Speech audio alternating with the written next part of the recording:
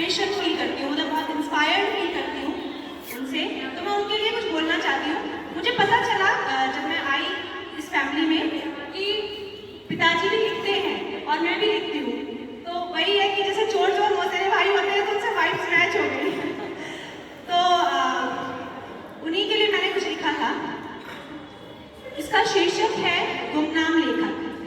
क्योंकि जब उन्होंने जितना मैंने उनको जाना, उन्होंने मुझे बताया या मैं जान पाई हूँ, तो अपनी जिम्मेदारियों के चलते वो वही चीज़ हम लोग नहीं हासिल कर पाते, क्योंकि हमारे टाइम में इन चीज़ों को लिखने को, गाने को या नाचने को टैलेंट नहीं समझा जाता था।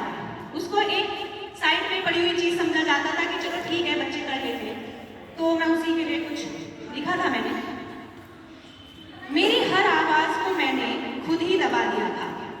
मेरी हर आवाज़ को मैंने खुद ही दबा दिया था। अपने जज्बातों को जिम्मेदारियों में छुपा दिया था। मगर मेरी हर एक सांस भी लेखक बन गई थी, क्योंकि वक्त ने मुझे गुमनाम लेखक बना दिया था। बचपन में पढ़ाई के बोझ में दब गया हुनर मेरा, और जब होश संभाला तो जिम्मेदारियों ने अपना गुलाम बना लिया था।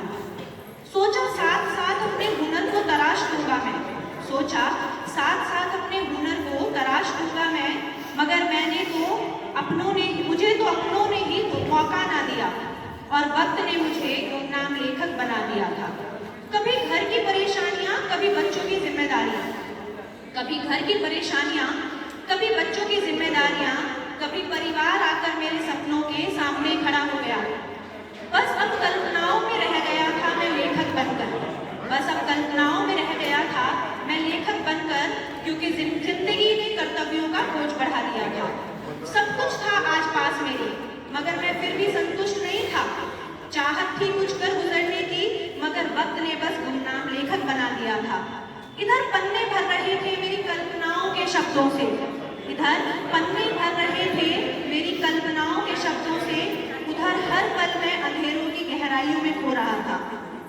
कभी अपने बच्चों को खुश देखकर मैं भूल जाता अपनी नाकाम कोशिशें, और कभी अपने ही परिवार की खुशियों में मैं खुद को अकेला पा रहा था, क्योंकि वक्त ने मुझे गुमनाम लेखक बना दिया था।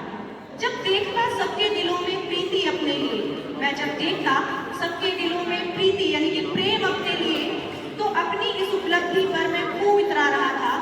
मगर जब लौटता फिर उसी सपनों की दुनिया से, तो फिर से खुद को खाली सा पा रहा था, क्योंकि वक्त ने मुझे गुमनाम लेखक बना दिया था।